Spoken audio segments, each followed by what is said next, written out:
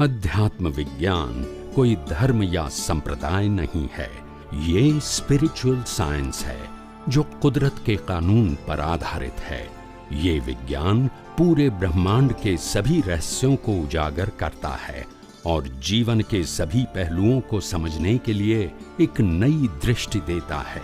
इसी को art of vision कहते हैं, दुनिया को देखने की एक नई दृष्टि, जो अध्यात्म विज्ञानी परम पूज्य स्वामी श्री कमलेशानंद जी के निर्देशन में सनातन सत्य का अनुसंधान कर हमारे जीवन को प्रकाशित करे।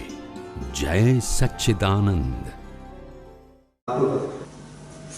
नवकार मंत्र ने 14 पुरवनो सार એટલા માટે કહેવાય છે કે આ નવકાર મંત્ર જો સમજીને બોલવામાં આવે તો આ 14 લોકથી મુક્તિ મળે એમ છે। 14 લોક કયા કયા સાંભળજો। 6 દેવલોક, આપણે રહીએ છીએ મધ્યલોક, અને 7 નરકલોક। આનો સરવાળો એનું નામ 14 રાજલોક।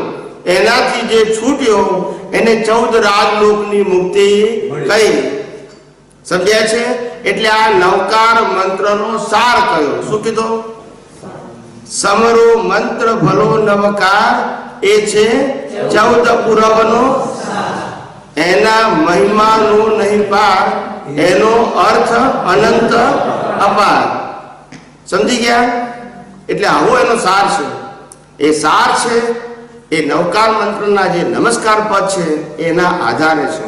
પણ આપણે નમસ્કાર પદને સમજ્યા વગર બોલીએ તો ફળ મળે, પુણ્ય ફળ મળે। કેવું મળે? પુણ્ય। આત્યંતિક એટલે કે મુક્તિનું ફળ મળે નહીં, પણ પુણ્ય ફળ મળે। શું મળે? એટલે નવકાર મંત્ર સમજીને બોલવો પડે। કેવો બોલવો પડે? કોઈ પણ મંત્ર સમજ્યા વગર બોલો એટલે ખાલી એનું સ્થૂળ ફળ મળે। કેવું મળે? સમજીનો બોલો તો સૂક્ષ્મ ફળ મળે। એટલે આપણે નવકાર મંત્રમાં નમો અરિહંતાણમ, અરિહંત ભગવાનને નમસ્કાર કરું છું। અરિહંત એ કોઈ વ્યક્તિનું નામ નથી, જેને ચારેય પ્રકારના કર્મો જ્ઞાનાવરણ, દર્શનાવરણ, મોહની અને અંતરાય કર્મનો જેને ક્ષય કર્યો છે અને કેવળ જ્ઞાનની દશા પ્રાપ્ત કરી છે। અરિ એટલે શત્રુ, હંતાણમ એટલે હણેલા છે, જેને તમામ પ્રકારની નબળાઈઓ ઉપર, કસાયો ઉપર, રાગ દ્વેષ ઉપર અને અજ્ઞાનતા ઉપર જેને વિજય પ્રાપ્ત કર્યો છે એવા અરિહંત ભગવાનને મારા નમસ્કાર। પછી આ ગુણ જેનામાં હોય એને મારા નમસ્કાર। એમાં વ્યક્તિનું નામ આવતું નથી। નમો સિદ્ધાણમ, નમો સિદ્ધાણમ એટલે કે જેને 8 પ્રકારના કર્મો ક્ષય કર્યા છે। કેટલા? જ્ઞાનાવરણ, દર્શનાવરણ, મોહનીય, અંતરાય કર્મ। આ 4 કર્મનો નાશ થાય તો કેવળ જ્ઞાન થાય।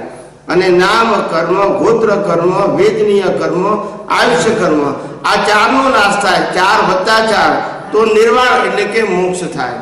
આવા જે લોકો 8 પ્રકારના કર્મોનો ક્ષય કરી જન્મ મરણના બંધનમાંથી છૂટી ગયા એ બધાને મારા નમસ્કાર। એમાં કોઈ વ્યક્તિનું નામ આવતું નથી। સમજાય છે? વ્યક્તિ, ધર્મ, સંપ્રદાયનું નામ આવતું નથી। પછી નમો આયર્યાણમ એટલે કે આચાર્ય ભગવંતોને મારા નમસ્કાર। પણ આચાર્ય એટલે કયા? જે પૂર્ણ પુરુષો કહેલા આચાર પોતે પાડે છે, એમના શિષ્યોને પડાવે છે અને આત્મજ્ઞાન સહિત છે। કયું જ્ઞાન? એવા કોઈ પણ આચાર્યને મારા નમસ્કાર। સમજાય છે? આત્મજ્ઞાન હોવું જોઈએ અને પૂર્ણ પુરુષોએ કહેલા આચાર પોતે પાડતા હોય અને શિષ્યો પાસે પડાવતા હોય। નમો ઉવસ્સાયાણમ ઉપાધ્યાય ભગવંતોને મારા નમસ્કાર। ઉપાધ્યાય એટલે શું? કે જે આચાર્યો સાથે ભણે છે આગળનું, અને જેટલું ભણેલા છે એટલું એના હાથ નીચેના સાધુઓને ભણાવે છે અને આત્મજ્ઞાન સહિત છે। આવા કોઈ પણ ઉપાધ્યાયને મારા નમસ્કાર। અને નમો લોએ સર્વ સાહુનમ, આ લોકના સર્વ સાધુઓને મારા નમસ્કાર। સાધુ એટલે શું? આત્મદશા સાધે તે સાધુ. શું કીધું? આવી રીતે એસો પંચ નમુકારો સર્વ પાપપણાસનો, આ પાંચ ભગવંતોને કરેલા નમસ્કારો એ સર્વ પાપોનો નાશ કરનાર છે. મંગલાનંચ સવ્યસીમ પરમમ ભવૈ મંગલમ, સર્વ મંગલોમાં પ્રથમ અને કલ્યાણકારી મંગલ છે. આવું નવકાર મંત્રનો અર્થ છે.